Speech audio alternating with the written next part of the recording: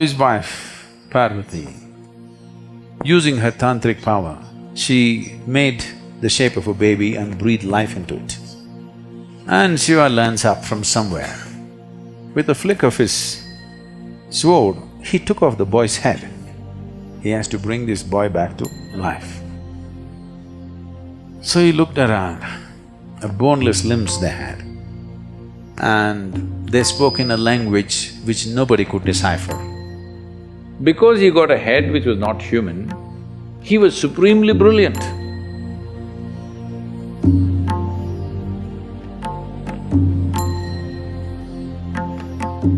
So Manasarovar is significant because it is culturally significant because whenever Shiva is a bit of a vagabond householder, he goes away. So his wife, Parvati, instead of staying in Kailash, she comes down here because that's all iced up. She comes down here, at least there's cold water. So she lives here largely. So more time was spent here than there, so many things happened here. One of the things that happened was Ganapati was born here. So he's not elephant-headed, he's Ganapati. Gana means the Ganas who were Shiva's companions. Generally, they are described as distorted and demented human beings, or beings, not human beings. They did not have human form, they had strange forms. And they had limbs which did not have bones, boneless limbs they had. And they spoke in a language which nobody could decipher. They spoke like cacophony. And they seemed to be always inebriated, or at least they behaved like that. So they were called Ganas, and they were the permanent companions of Shiva, all the time with him. Others came and went, but they were always there. So, when one of these outings that Shiva went, he went away 12 years. There are many cultural and scientific reasons we gave for as to why he went away for 12 years, because largely whenever he went away for 12 years. So once he went away, and after 11, 12 years, he came back. Parvati sitting here on the banks of this lake. I want you to imagine, you're the just only woman sitting on the banks of Manasarovar lake, nothing here. She wants to have a baby. She's unable to have a baby because Shiva's seed is not human. So, it's clear that she cannot have a baby with him. But when she's alone, when she's with him, she's fine. When he's gone for long periods, her maternal instincts took over, she wants to have a baby. So one day, she smeared herself with sandal paste head to toe, waited for a period of time, then slowly peeled off all the sandal paste. When you do this, a certain amount of your skin or your cells will come away. Making use of this, using her tantric power, she made the shape of a baby and breathed life into it. A nice little boy came, and she was very happy in the company of this boy, and he grew up, just the two of them, nobody. And Shiva lands up from somewhere, nobody knows where he goes. Him and his friends land up, full, all inebriated and happy, come to see his wife. He's that kind. And Parvati wants to have bath. So she set up a small barrier and asked the boy to watch out, that nobody comes this way. So the boy took this duty as a he's very proud to guard his mother. So with a spear in his hand, he's walking up and down.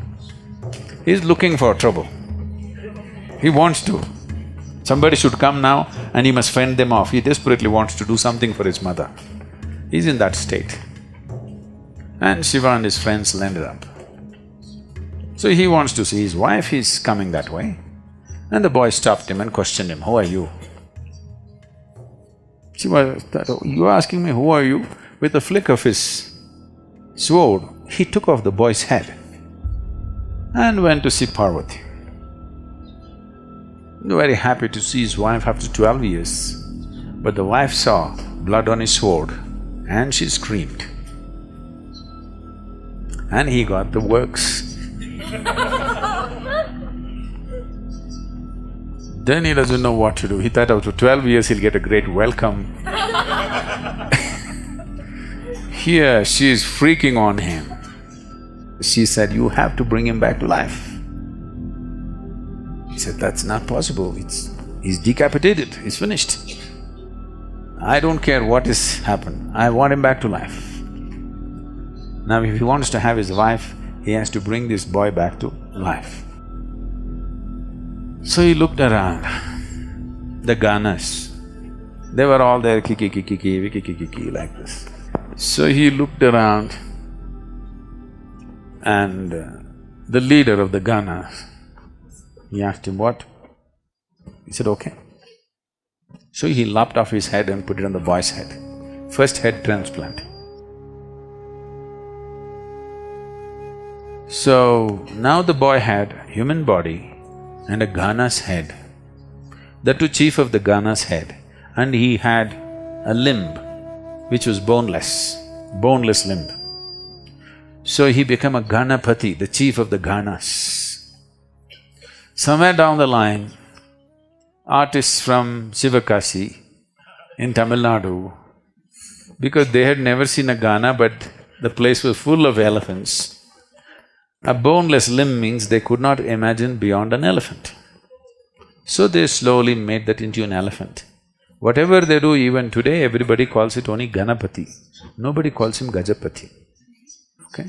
Some people have started writing songs these days calling him Gajapati, but it doesn't stick. Ganesh, Ganapati is what sticks because he is Ganesh, he is Ganapati. He is the king or the leader or the chief of Ganas. Because he got a head which was not human, he was supremely brilliant. Because of this extreme sense of intelligence, he did not allow anything to be an obstacle in his life. Every obstacle in life can be cleared if you have the needed intelligence, isn't it? So this is what he proved. So we called him Vigneshwara, he removed all the vignas because his intelligence is of that level. If you do not know about writing his scriptures, he told Vyasa, your dictation should be non-stop. If you stop, I'm going to drop the pen and go away because I'll get bored with you. This is the level of intelligence. Ganesh Chaturthi means not to boost your belly, but to boost your brain, because he's known for his brain, not for his belly. But today, to our children we have made it clear, he's known for his big belly, not for his big brain. He was essentially known for his big brain. So, Ganesh Chaturthi should be about boosting the brain, not the belly, isn't it?